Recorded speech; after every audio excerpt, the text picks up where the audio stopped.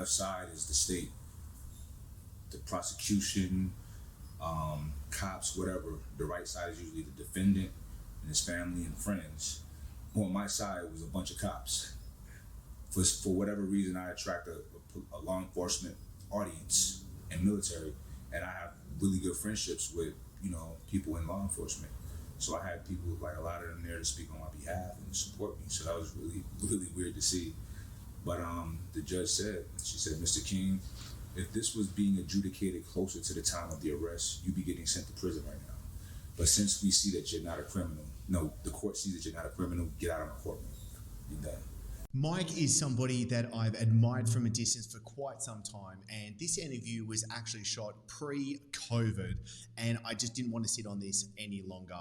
There is a couple of interviews that I was really grateful on being able to shoot in 2019 that have not been shared ever before, and I want to share them with you right now, and this one being one of them. And when I look at Mike, the work that he does, and really being able to sit down with him and get to know a bit about him and just how he is, he's a dude. He's a really cool guy. He's an amazing guy. And the work that he's putting out into the world is really world class. And I admire that, and I respect that, and I love that a lot, which is why I'm so happy to be sharing this episode with you today. And so to start us off, I want to go straight to the point, understanding of how Mike became Mike, and especially when it came to the hardships that he's been gone through. I really, really respect or admire, because he really opens up in this episode with everything that he's gone through. And if you are facing a tough time, if you've gone through a tough time, and if you want to be able to have the wherewithal to know that tough times are going to be coming in your life, and you need to be able to weather those storms to be able to move through, and that's just a part of the nature of life, then I think this is going to be really great for you. Well, in 2008, I had an incident in which someone broke into my home. I happened to come home right when this person was in my garage rummaging through things. And this was a scary looking dude, I'm not gonna lie. Where I lived, that was a really nice area, nice neighborhood, and it was just all the way out of place. So I don't wanna get into details, but I did what I felt I needed to do to protect my home. So I thought I was in the right. It's my house. But unfortunately, at the time, the law did not protect me the way I thought it would. So, at that time, my life was really, I had so many things going on. I had so many crossroads, so many decisions to make. And outside of that incident, I was not living the best life, because I was a hustler, like selling drugs, Like you see this warehouse of all this product in here, I was doing that in marijuana before marijuana was legal, right? Wholesaling it out to the East Coast, So, I had, and I've always been a person with a heavy conscience. So I was at a point to where it was really bothering me. I remember these feelings, these thoughts vividly. But anyway, so that part is the backstory, but the incident that happened.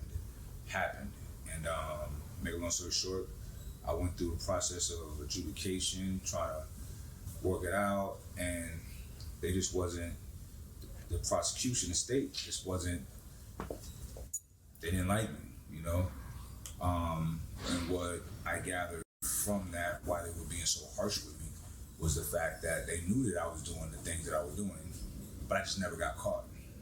So they was using that, at least what I did, self-defense, as this is how we can get them. So they were trying to give me 10 years in prison. I was like, I'm not doing 10 years in prison. So what I did was I ran. I became a fugitive. I absconded from justice, which is something that I don't recommend to anybody. It's not okay. But I did. So with that, I had a safe full of money, left it for the kids' moms, and I just took a little bit and left.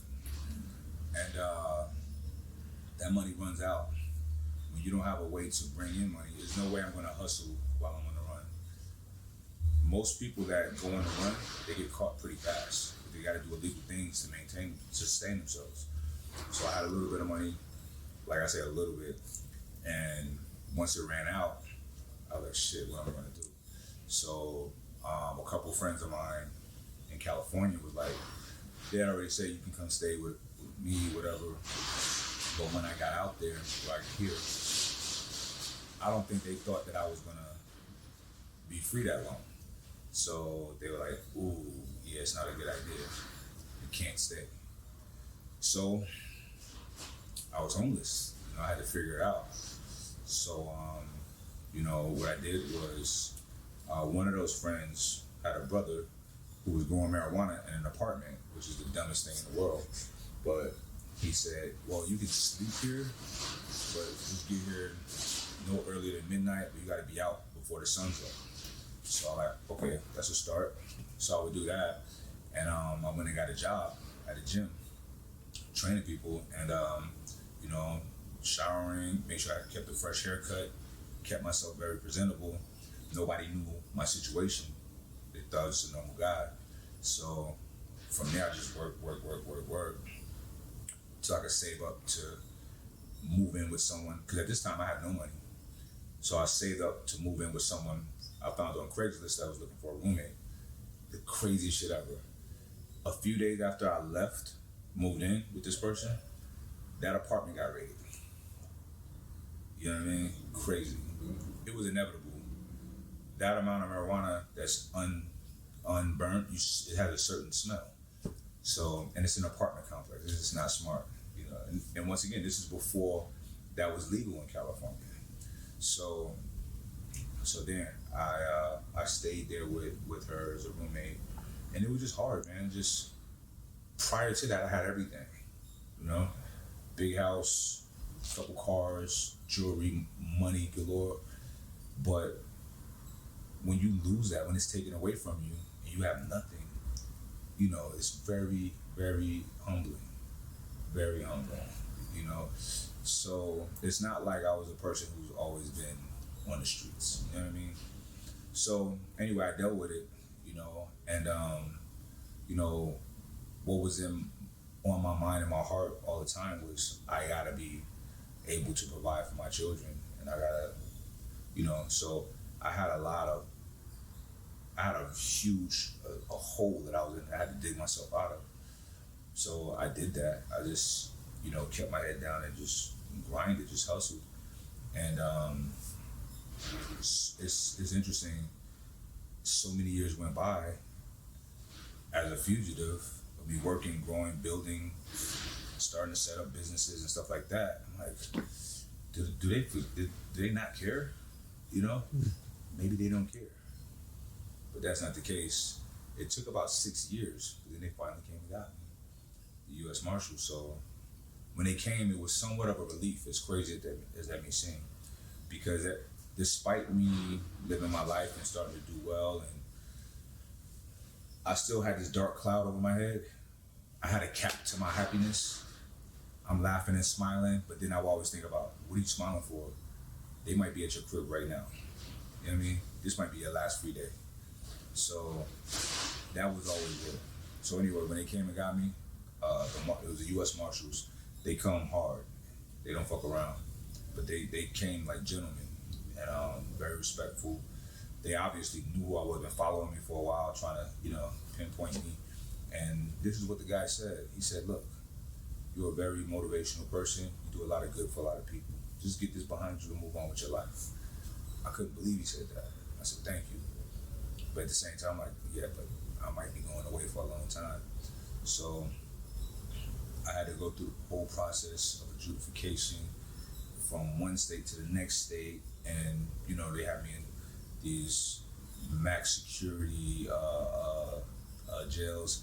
And it is literally, I don't know if you ever read the book of Revelations, when they describe hell and how the angel, I think it's Gabriel, violently throws you down, and you hear these tormented souls who never get used to being there, and, you know, that's literally what jail was like where I was at in LA County. I mean, LA County jail is known to be one of the worst jails in the country. Jail and prison are different. Jail is temporary. People are usually there no longer than a year. that's for like preparing people for trial, but prison is where they go for a long time. Prison, I know it seems like it's the worst place in the world, but it's not. Prison is like high school without girls. You have your living quarters, sometimes a TV, sometimes video games. You might have a job. You have things to do. Jail is horrible. It's horrible conditions. They make it really uncomfortable like that, so people can take a plea deal and just they can get an easy conviction. You know what I mean? So I was there for months, you know, and it's literally like hell, you know. And here it is, me. I rebuilt my life in such a positive way. I had to be in there, and the default thinking would be, I don't deserve this shit. But I don't think on default settings. I don't have that. So I try to really think outside the box, and I was like, I need to be here for something, you know. So I accepted it. I absorbed it all in, and just acted accordingly. And you know, while I was in there, I started, like, there's a lot of online opportunities nowadays, and I had so many people in my ear, start this, let me help you start this, you need to start this, you know, like writing programs and ebooks and all these online things that I never did before that, because I was already good. I was making money, I was moving around a lot, always busy. But while I was in there, I had to sit still. I had time, so I was like, you know what, I'm gonna start.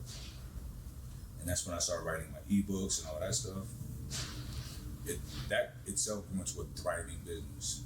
So I think I made just the very first ebook I wrote in there. I sent it out to my people, got the artwork done, all of that stuff.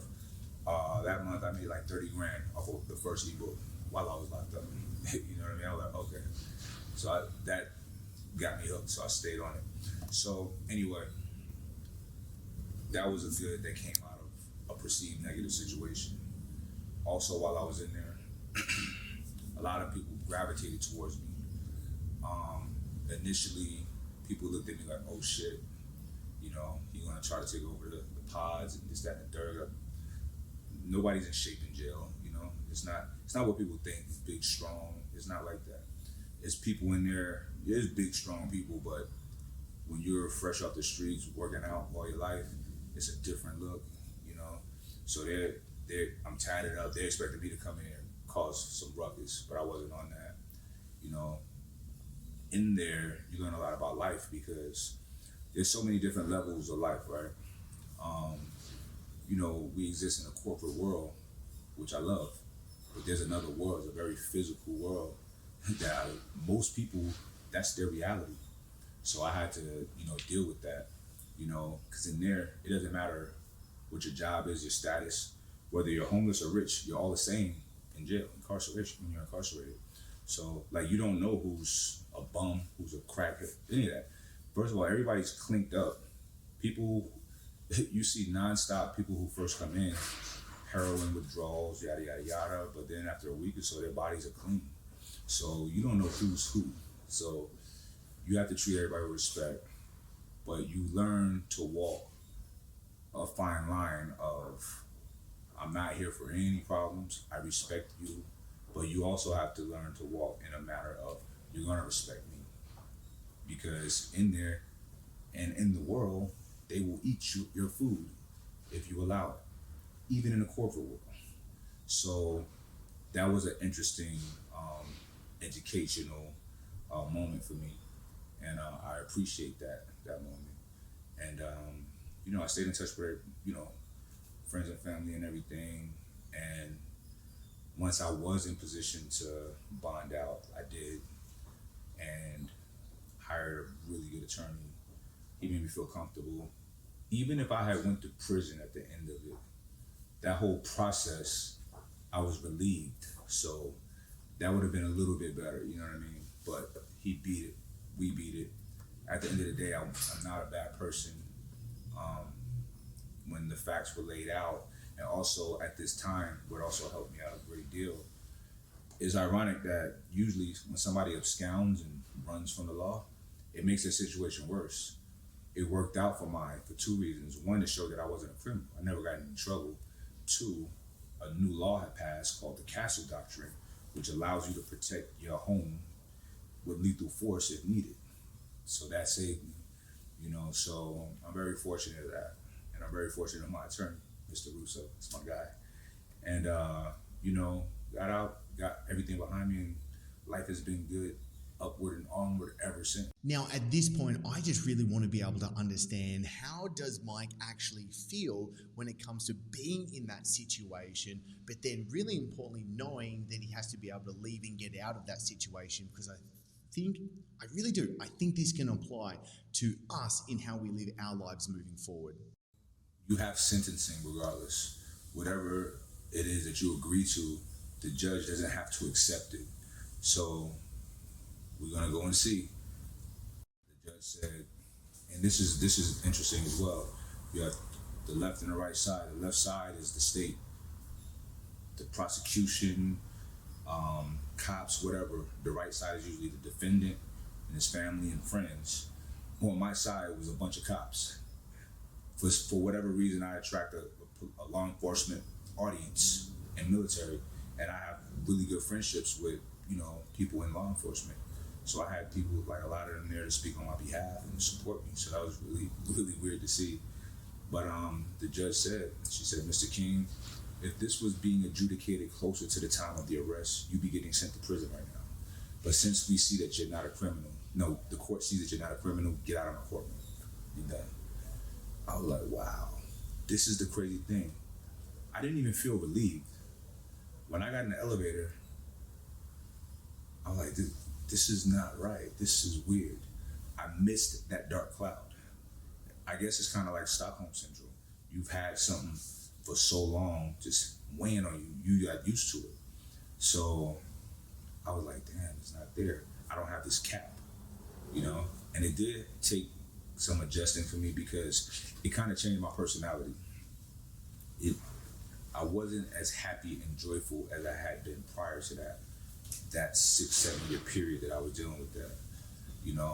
I couldn't allow myself to be but so happy because I knew my reality and my future might be not where I wanted to be, right? So it's been a process of reprogramming myself, and just staying surrounded by good, loving people to unlock that childish joy that I used to have. And it's almost back, There's some people around me, they know that I think I'm a comedian, so it's coming back. But it was a process, but the way I felt, it wasn't what you would think, like this relief, like yes, to celebrate. It wasn't that. It was like, okay, it's gone. Now let's fucking kill it. Let's get to work, Now I can really get out and be active without any restraints, any restrictions, even mentally. So when being in this situation that Mike is talking about, and especially with how this can relate to you and me right now, I want to be able to know, what is it that we need to be able to do? How do we actually go from where we are in life right now to where we want to go? How do you go from where you are in your life right now to where it is that you want to be able to go to? No, I was not doing a plan or a sense of determination while I was dealing with that. But what I did develop was this mind state of, this is all I got, it's today. Tomorrow I might go to jail. Tomorrow I might die. Tomorrow is nothing, it's an illusion. So I learned how to max out today responsibly. I had to be responsible in my life because I have children. So, but I learned that's why if we have an idea, we execute. I don't need a fucking plan. I don't need to have it mapped out perfectly. You know what I mean? I just go, let's figure this out. It'll fall into place as we go along. And it's been working. I do so much in a day. My days go, it starts early, and when it goes until I crash, so I lay down and just pass out, and I wouldn't see it no other way. If I had not had that sense of urgency that I developed as a fugitive, it's so crazy that that's how it came about. But I probably wouldn't be as aggressive with living as I am now, So huge positives came out of it. I don't think any of it was negative,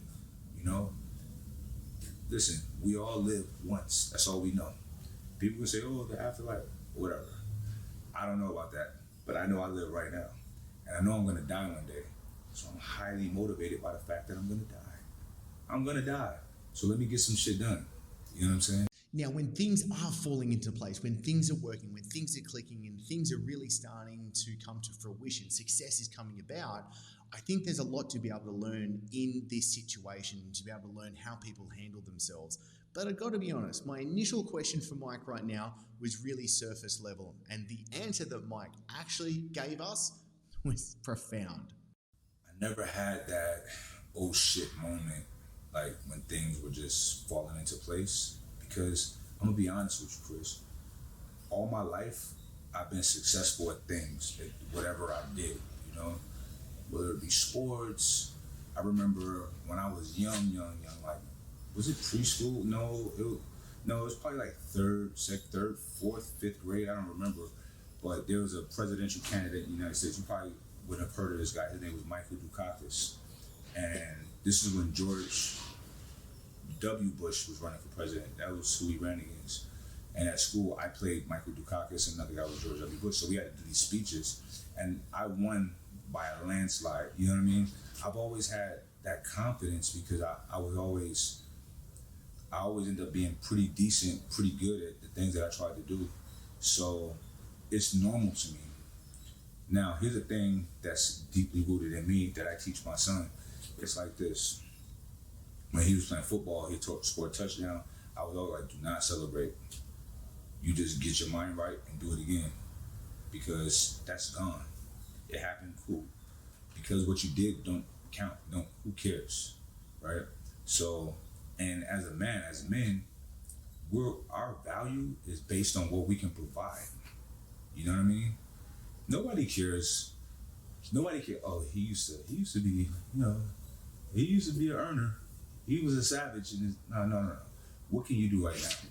So that's how I am. If I get stuck in a moment of celebrating something, I just don't have that mind state. I let everybody else celebrate. It's for y'all. And literally everything I do is for other people. I'm easy. I don't need much. You know what I mean? So I want everybody around me to be comfortable, to be happy. You know, I want to put smiles on faces.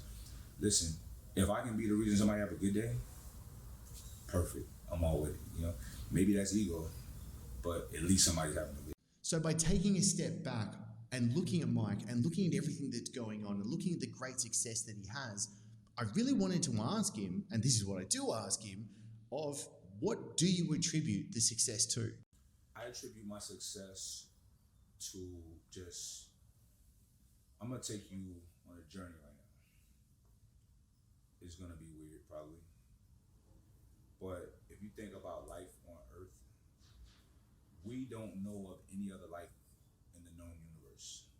It seems highly probable that there should be, right? But we don't know of any. So it's like, are we that fucking lucky? So let's say, all right, so the ingredients that create life, the carbon, the oxygen, all of the things that we're made of, that's in abundance throughout the universe. It's a lot of that. But here's the thing. It's gotta be, the ingredients has gotta be, the recipe's gotta be perfect, right? So my ingredients and my recipe of how I just happened to be born, where I was, the day I was born, I think all of that matters. You know what I mean? My parents, the shit that they've been through, the things that they've told me, you know, my parents, they planted some powerful seeds in me. When I was always like valedictorian in school, people will tell you who know me from my past was like, oh, he was a nerd. You know, I was in the chess club. This is the irony of it. I have a friend whose parents are doctors. Not just doctors, but like prominent doctors, right? She's in medical school. And she was saying to me one day, like, man, your life is so crazy. Actually, it's not. Our lives are very similar. Your parents sell drugs, essentially, and prescribe drugs. My mother was married to the biggest drug dealer in New York. My parents sold drugs. You're privileged. I was privileged. You know, I got chauffeured to school. I had We had multiple houses on our block, grocery store around the corner. I had my ski suits, and I played saxophone, piano, tap dance. You know, I frequent trips to the museums, trips down to Nassau Space Center. You know, I had a privileged life. Despite drugs are drugs, I see it. Some are considered legal, some are not. Sometimes there's drugs that are illegal, they end up being legal. It is what it is, right? And the legal drugs are more dangerous, right? But anyway, so we had very similar upbringing. So anyway, my mother always sheltered me from the atrocities around us. Because I grew up in a very volatile time in New York City in the 80s. You know, that's when cocaine was ravishing the city. So she sheltered me. My mother's a strong person. So she sheltered me, and she also, you know, she had me I just remember just sitting at the dinner table reading books, always books higher than the grade that I was in, you know. She had me heavy in the arts, and I think that's important because it makes the mind think differently, more creatively, open up different chambers and chapters. So, and then when I got old enough, because my mother and father weren't together, my father took over, and he instilled in me like classic man lessons, you know, look a man in the eye, firm handshakes, honor your word, these kind of stand-up guy things, you know. So I feel like the ingredients and the recipe all was perfect for me to be who I am right now. So with their good attributes and then my own stuff that formed on its own, the things that I've done and seen, you know, I came out okay. You know, my job, what I try to give my son and my daughters is love, for one. Honesty, honest to them. I respect them. I talk to them through everything. We have conversations on everything. I don't raise my voice to them because that's not an effective tactic. You know, they're always on my mind. I always think about them. So I know that the things that I do will affect them in some way. So I make sure I walk a fine line of being the right person. So they're always in my thoughts. Like, I think it's amazing that us as parents have the ability to mold these lives. We're the ultimate personal trainers and life coaches, you know? And we're literally that. That's why, you know, people see me on social media with my kids and my son. Y'all don't even see. I barely post that kind of stuff. That's nothing. Like, my son is on point, you know? For years, his regimen in the morning is 100 push-ups, 100 squats, you know? X amount of books we gotta read, you know, the whole nine. So, you know, I'm giving him, like, I recognize the value that my mother and father, the things that they did for me. So I know the benefit of it. So I'm making sure I'm going overdrive trying to give that to my children. You know, and they got good mothers too. So it's just we got a really good team, you know. So yeah, I just think everything through. Always calm with them, you know. I don't want them. See, I feel like yelling at your kid and hitting your kid is teaching them. First of all, if you yell or hit, you're angry, and you should never make any moves out of anger. For one, for two, you're teaching them that you resolve conflict with violence, and I don't believe that, and I don't want my kids thinking that as well. So I want my kids to. This is funny. Like my son, he has to have the potential for violence, because that's the reality of the world that we live in. If he can't fight or protect himself or other people, he'll be a victim, you know? So I don't want to have to teach him these things, but I've been through a lot of shit, and I know that it's better to have it than not have it, you know? But he, you know, I teach him to be a gentleman and gentle and kind, and that's how I am with everybody anyway, so he gets it. So he's a smart kid. Right now, I want Mike to share with you what are the steps he wants you to take from this episode. Now, as you know, if you've listened to any of my stuff previously, I think it's really critical not just to consume information for the sake of consumption. We're here to be able to use it, to be able to apply it, and to be able to gain wisdom from it so that we can actually achieve something from this. And Mike's answer for what the steps are from here moving forward using this episode, I think is really good. For someone watching me, and if they could take away anything, I don't have anything that I want them to take away. I lay it all out there.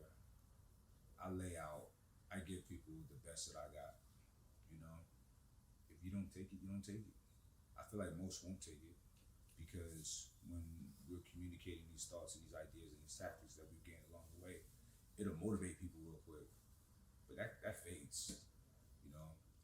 But there are some people, some weird people that'll remember when I said XYZ or when you said XYZ, and that'll always be stored, you know. And they'll take that with something that someone else said or something that they learned or something, you know, and they'll start putting together their formula. I'm not the guy telling people like, I really want you guys to be millionaires today. I don't care. I don't care what anybody does as long as it doesn't impede on my freedom or my happiness. I don't care what anybody does. And I'm not gonna act like I do. I don't. I would like for, if I give you some advice, you to take me up on it. Because small example, if I come to Bali and you tell me go eat at such and such and such and such place, and I go do it and I love it, that makes you feel good. So it's the same with when we're giving some wisdom and advice, things that we know that we really think that they're gonna like. We give it to them. If they actually use it and it works for them, that's such a good feeling. Now, something I think is really important is you understanding and you defining what success is for you, which is why I asked Mike now, what is success for Mike? Success, I don't really have a definition for success. I guess whatever it says in the dictionary, I'm for real, I'm not big on certain things, certain terms, but if I had to, I never really thought about what is success, but if I had to think off the top of my head, I think success is doing whatever the fuck you want to do. You know, living the life that you want to live, traveling, not answering to nobody but your immediate family or the people that you choose. I have to answer to, first and foremost, my children. That's it. And then outside of that, you know, my family, my parents, and my girlfriend, and then my business partner, and then the people that work for me. I owe them. So that I feel like living a life you want to live and doing what you want to do when you want to do it, but responsibly, I think that's success. Just you being happy, whatever that is to you, you know. So, and it's not always being a millionaire. That's not for everyone because it's a lot of responsibility, you know. And I can see how it can be. Maybe us millionaires die earlier. Who knows? I'm cool with that though, right? Because of the stress sometimes. But I mean, I do things to mitigate my stress, but it's not for everybody. One of my closest friends, Big Tony, he used to own an electricity company. He would go and do the electricity in mansions and all of this stuff. He was making a ton of money, and he stopped doing it, and he became a police officer, and he had a good job, good solid job. Solid paycheck, great benefits, vacation time. You know when he's off, he loves it because he get to spend the time with his family. It's stress free for him, and I love that for him, and I envy that. You know what I mean?